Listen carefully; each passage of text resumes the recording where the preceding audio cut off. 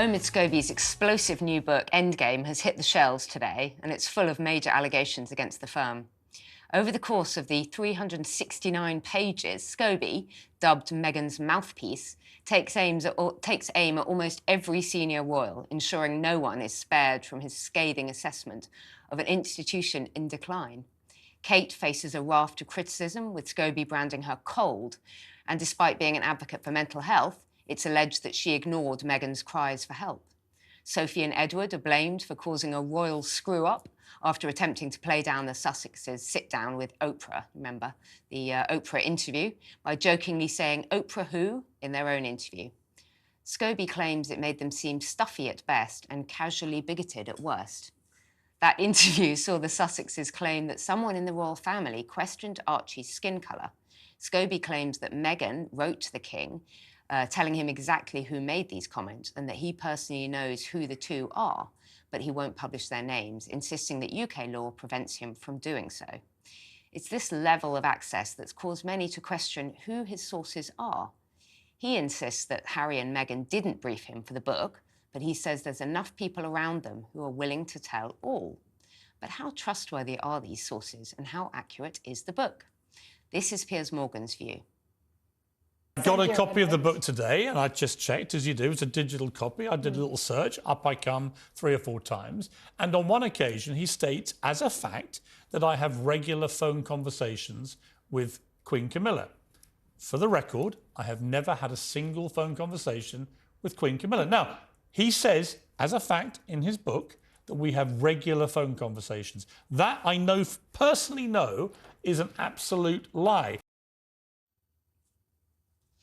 And in breaking news this evening, copies of the book have been pulled from shelves in Holland after the translated version reportedly reveals the identity of the so-called royal racist. And here's a copy of the English book we have. We don't have a copy of the Dutch book yet. And we're trying to work out how, if the royal racists are named in the Dutch book, why can't we see the surnames? They won't be translated into Dutch.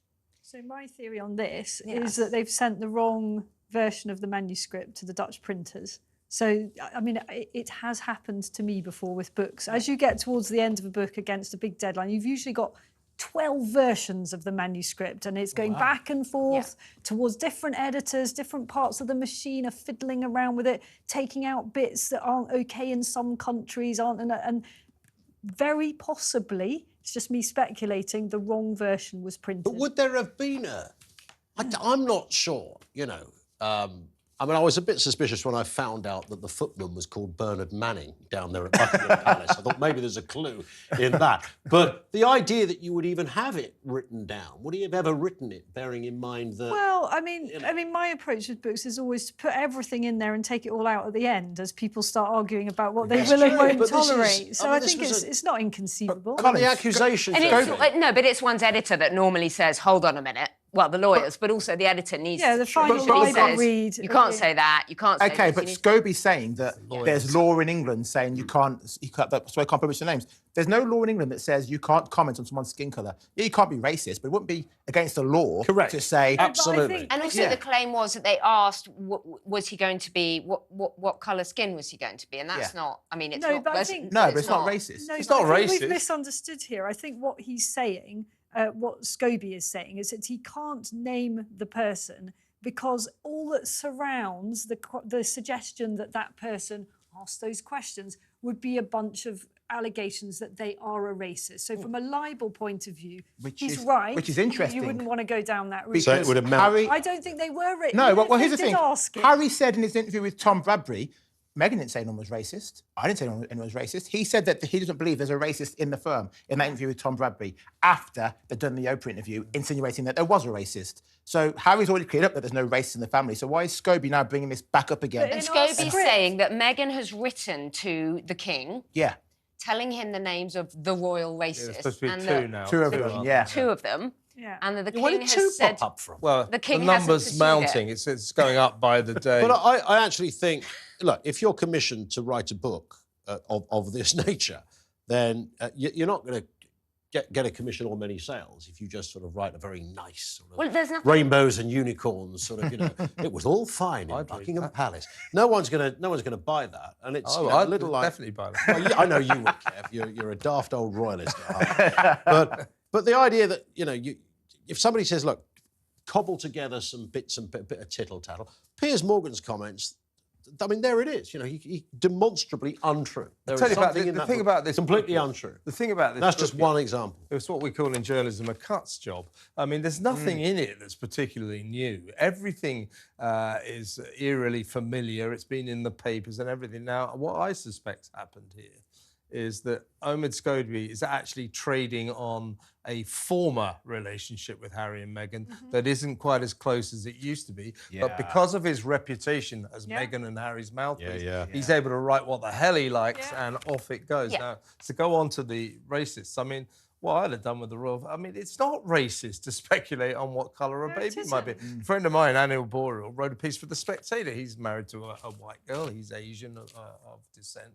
And he said that his family, both families used to get round the dinner table and they literally took bets on what the kid was going to look like. It isn't racist to speculate on what a baby might look like. More than it might be to say, will they have ginger hair or will they look like mummy or daddy or whatever? This is all the problem with this book is Kev's absolutely right. He's got nothing new to say. His first book was all he had to say. But he would. My point is, though, Emma, Finding freedom. He would have done if they'd have confided in him. What more? I don't think they have. What, I don't think they have at all stuff? for this. I mean, but I could have written that. I really could. It's all been in the papers. It's all been in the papers. All the little gossipy bits about King Charles and the toothpaste and the bits, you know, someone having to put his toothpaste on the toothbrush. That's None very of that old, is new. Yeah.